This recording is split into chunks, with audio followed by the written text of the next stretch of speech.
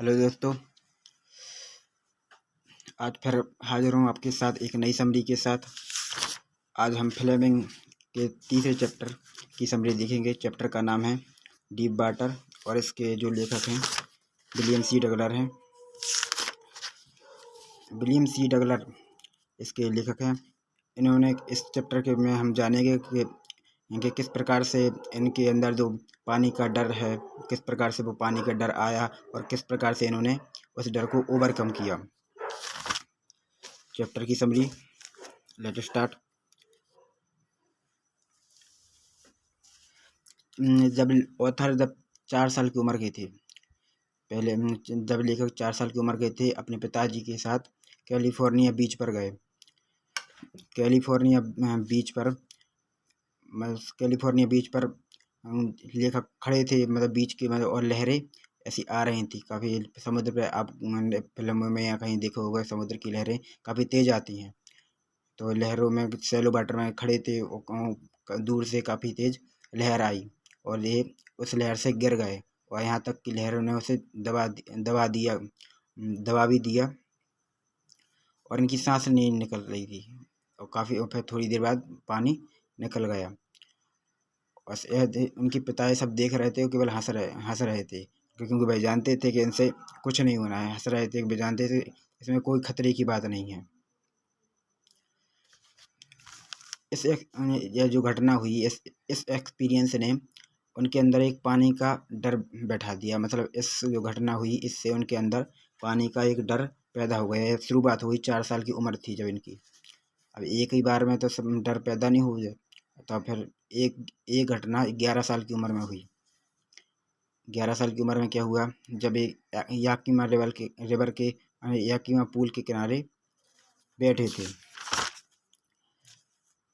याकीमा river के पुल के किनारे बैठे थे। ये तैरना तो वैसे नहीं जानते थे और इनका इनका शरीर तो दुबला पतला था। ऐसे इंग्लिश में कहे तो स्किनी, या अपनी बुंदेलखंडी भाषा में कहें तो हाथ अगरबत्ती पाँव मोमबत्ती थे। एक मोटा ताज़ा आदमी आया और उन्हें उठा के और नदी में, मतलब पूल में फेंक दो। पूल इस इस साइज़ का था, मतलब एक साइड 9-3-4 फीट का और दूसरी मतलब थोड़ी दूर जाने पर 9 फीट का गहरा था। अब जब उन्होंने फेंक दिया और ये पानी के अंदर जा रहे थे। कहानी का इम्पोर्टेंट सार पानी के अंदर है। कहीं यहीं से क्वेश्चन आते हैं। जैसे ये पानी के अंदर गिरे, अब इनकी ये अपने एक्सपीरियंस बता रहे कि हमने क्या क्या महसूस किया। सबसे पहले जब इसे पानी के अंदर गिरे तो इन्होंने स्ट्रगल शुरू किया कि पानी में किस प्रकार से हम बाहर निकले। इन्होंने सबसे पहले हाथ पाँव अपने चलाए कि हम किसी प्रकार से पानी के बाहर आ जाएं। अब तैर रह नहीं पाते, ऐसे नहीं कि एक बार में सीख के बाहर निकल आए, तो फिर जी बाहर नहीं आए।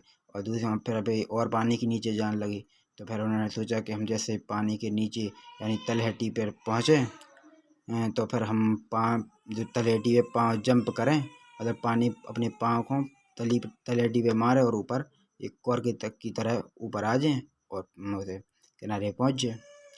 लेकिन ऐसा भी नहीं हुआ। अब उनका जो दिमाग था, काफ़ी जब डर रहता है तो काफ़ी माइंड पीसफुल हो जाता है, केवल एक ही चीज़ सोचा और अदर चीज़ें नहीं सोचता। और उस टाइम उन्होंने महसूस किया कि उनके पाँव भी जाम हो गए थे, यानी पैरालाइज्ड हो गए थे। अब उनका केवल हार्ट है, जो दिल है, वही वही चल रहा था। अब ऐसे कुछ काम है इनमें केवल दिल ही चलत है, मजाक की बात है। अब उन्होंने अपनी आशा खो दी कि अब नहीं बचे, अब तो गए काम से। लेकिन थोड़ी देर बाद उन्होंने पुल के किनारे अपने आप को पाया उल्टी करता हुआ।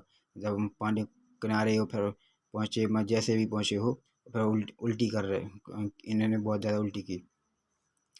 अब लेकिन अब ये दूसरी घटना थी। इस घटना ने उनके अंदर पानी का बहुत ज़्यादा डर पैदा कर दिया। यहाँ तक कि अब ये कहीं और भी कोई किसी दूसरी जगह जाते थे, कैनोइंग करने, फिशिंग करने, स्विमिंग करने, किसी दूसरी और जगह हम कहीं भी जाते थे तो उन्हें पानी का बहुत ज़्यादा डर रहता था, कि वो पानी से बहुत ज़्यादा डरने लगे थे। यहाँ तक कि क्या कहते थे, कोई एक झील का नाम है मारियन झील है, मतलब आसपास भी उनके कोनो मारियन झील के पास जो कोई कोलंबिया में है, उनके पास गए। वहाँ भी उन्हें बहुत ज़्यादा डर लगा। तो उन्होंने एट लास्ट डिसाइड किया कि हमें अब पानी में तैरना सीखना है, कैसे भी सीखना है, बाई हुक या बाई क्रुक। तो उन्होंने क्या किया, एक इंस्ट्रक्टर या कह दो गुरु जी को रखा कि हमें ये तैरना सिखाएंगे।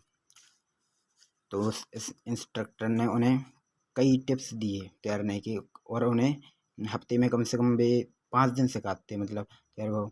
तो उन्होंने कई टिप्स दिए और एक रस्सी उनकी कमर में बांध देते, और डेली ना वैसे वे पानी में उतरे तो आज उतनी थोड़ी पकड़े, कल के दिन थोड़ी और मतलब ढील दे देते, सीधी बात।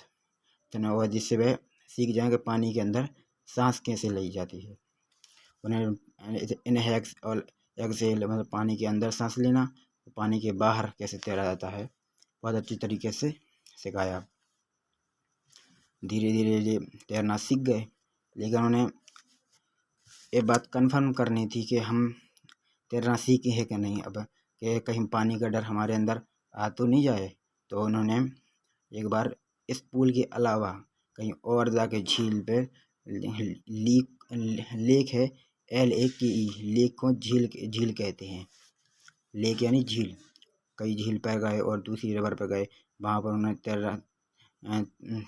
तैरे तो गए। हाँ, उन्हें कन्फर्म हो गया कि हम तैरना सीख गए हैं, जैसे भी वे उस तरीके से तैरना सीख गए हैं। इस प्रकार से लेखक ने अपने इस चैप्टर में समझाया कि हमें किस प्रकार का पानी से डर आया और किस प्रकार से हमने इसे ओवरकम किया। और एट लास्ट उन्होंने अपने एक्सपीरियंस से बताया कि हमें डर से नहीं डरना है, हमें डेथ से डरना है, क्योंकि डेथ बहुत पीसफुल होती है। इन्होंने अपने एक्सपीरियंस किए कि जब पानी में के अंदर थे तो उन्होंने महसूस किया कि वो ये बहुत उनका माइंड है बस पीसफुल, शांत हो गया था। इसलिए कहते हैं कभी डर से मत डरो, डेथ से डरो।